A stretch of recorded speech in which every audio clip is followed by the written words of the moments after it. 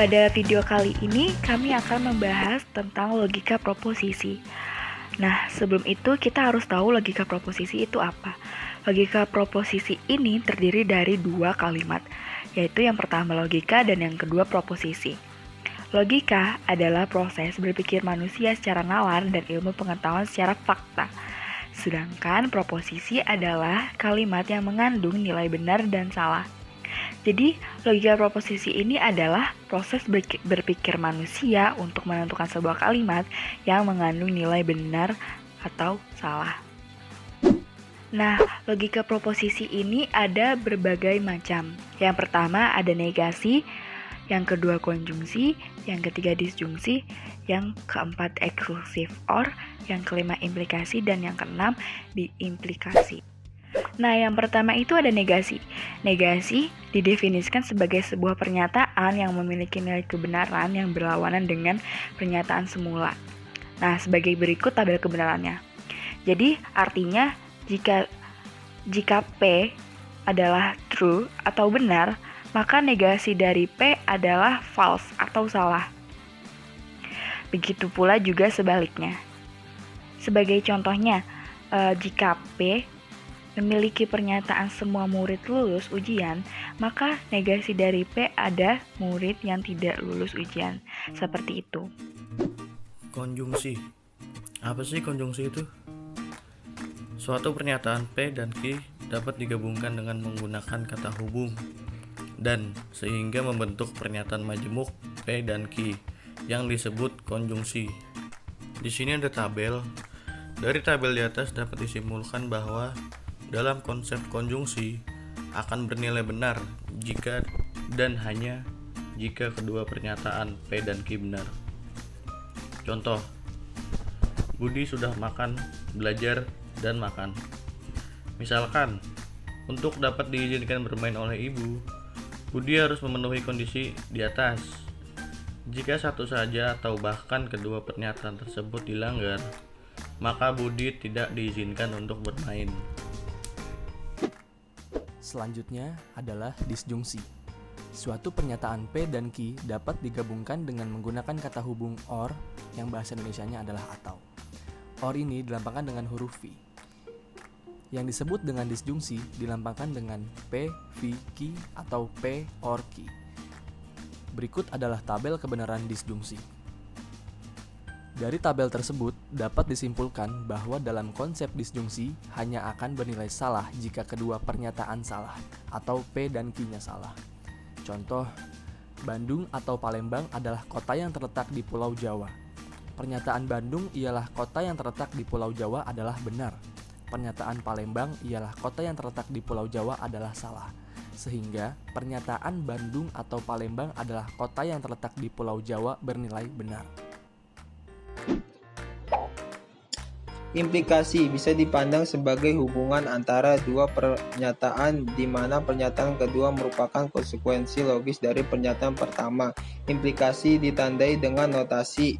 Simbolnya seperti ini. Misalkan P, Q adalah pernyataan implikasi berikut.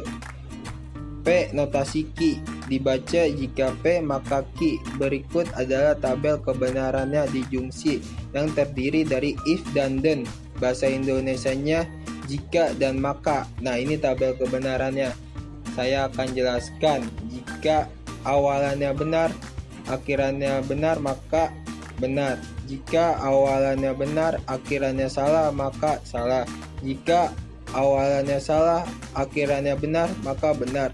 Jika awalannya salah, akhirannya salah, maka benar. Contoh sederhananya seperti ini. Jika saya berbuat baik dengan niat yang baik, maka benar. Jika saya berbuat baik dengan niat yang tidak baik, maka salah. Jika saya berbuat tidak baik dengan niat yang baik, maka benar.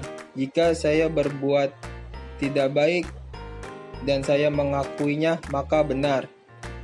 Seperti itu contoh tabelnya. Selanjutnya ada biimplikasi, yaitu suatu pernyataan P dan Q dapat digabungkan dengan menggunakan kata hubung. Jika dan hanya jika, atau bila dan hanya bila.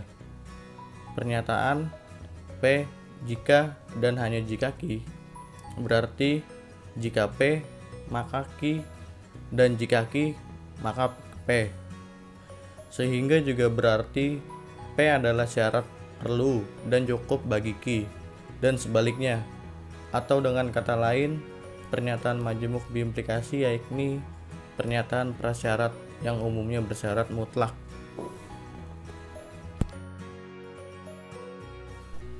Nah, dari tabel tersebut dapat disimpulkan bahwa dalam konsep biimplikasi akan bernilai benar jika sebab dan akibatnya pernyataan P dan Q bernilai sama, baik itu sama-sama benar atau sama-sama salah. Contoh, ayah mendapatkan gaji jika dan hanya jika ayah bekerja. Jika ayah mendapatkan gaji, maka ayah bekerja, dan jika ayah telah bekerja, maka ayah akan mendapat gaji. Sebaliknya, jika ayah tidak mendapatkan gaji, maka ayah sedang tidak bekerja. Dan jika ayah tidak bekerja, maka ayah tidak akan mendapatkan gaji. Saya ingin menjelaskan tentang exclusive OR. Nah, kalau exclusive OR ini, jika misalnya kedua nilainya bernilai berbeda, maka nilainya hasilnya itu true. Dan jika kalau misalnya keduanya itu bernilainya sama, berarti nilainya false. Misalnya nih, contoh exclusive OR adalah sebagai berikut nih. Mahasiswa jurusan informatika boleh memilih peminatan multimedia atau jaringan. Artinya begini nih, mahasiswa jurusan informatika hanya memiliki dua pilihan, yaitu memilih peminatan multimedia saja atau memilih peminatan jaringan saja. Mahasiswa informatika tersebut tidak bisa diizinkan untuk memilih dua jenis peminatan sekaligus. Jadi intinya, exclusive OR itu seperti dalam contoh tersebut tidak justru mengizinkan pernyataan bernilai benar jika kedua proposisi penyusunnya bernilai benar.